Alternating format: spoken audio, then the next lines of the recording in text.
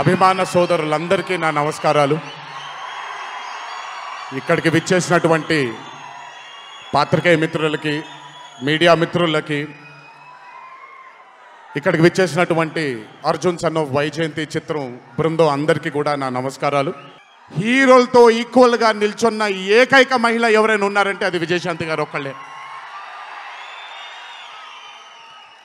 కర్తవ్యం అవ్వచ్చు, ప్రతిఘటన అవ్వచ్చు, మగరాయుడు అనే మూవీ అవ్వచ్చు, ఆవిడ చేసినటువంటి ఎన్నో సినిమాలైనా మీరు చూసుకుంటే ది అరే ఆఫ్ రోల్స్ ఆవిడ చేసింది. నాకు తెలిసి భారతదేశంలో వేరే ఏ హీరోయిన్ ఎవరూ చేయలేదు, అది ఆవిడ ఒక్కడికే దక్కింది. ఈ చిత్రం అర్జున్ సన్ ఆఫ్ వైజయంతి అనే థాట్ కూడా నాకు అనిపిస్తుంది, మరి నిజమో లేదో తెలియదు. కర్తవ్యంలో ఉండే ఆ పోలీస్ ఆఫీసర్కి ఒక కొడుకు పుడితే ఎలా ఉంటుందో అక్కడి నుంచే మొదలై ఉండొచ్చు డైలాగ్, ఐడియా. సో చాలా ఆనందంగా ఉంది ఈరోజు ఇలాంటి మా అన్న మూవీకి రావడం ఒక పెద్ద ఆనందం, ఎందుకంటే మిమ్మల్ని అందరినీ కలుసుకోవడం కూడా జరుగుతుంది.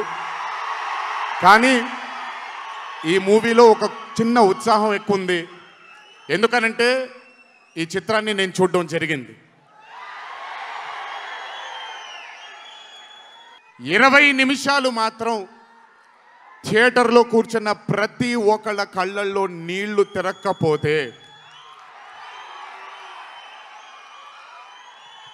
అంత అద్భుతంగా ఈ చిత్రాన్ని మలచడం జరిగింది ప్రదీప్ గారు డైరెక్టర్గా. ఈసారి ప్రతిసారి నేను చెప్తుంటాను కాలర్ ఎగరేయమని. అన్న ఒకసారి కాలర్ మీరు ఎగరేయండి సార్, ఎగరేయండి అన్న, బాగుంటుంది. పోనీ ఈసారి కళ్యాణ్ అన్న కాలర్ నేనే ఎగరేస్తున్నాను.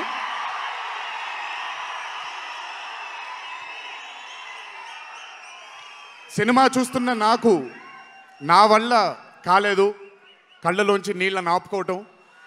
రేపొద్దున థియేటర్లో చూసిన మీ అందరికీ అర్థమవుతుంది.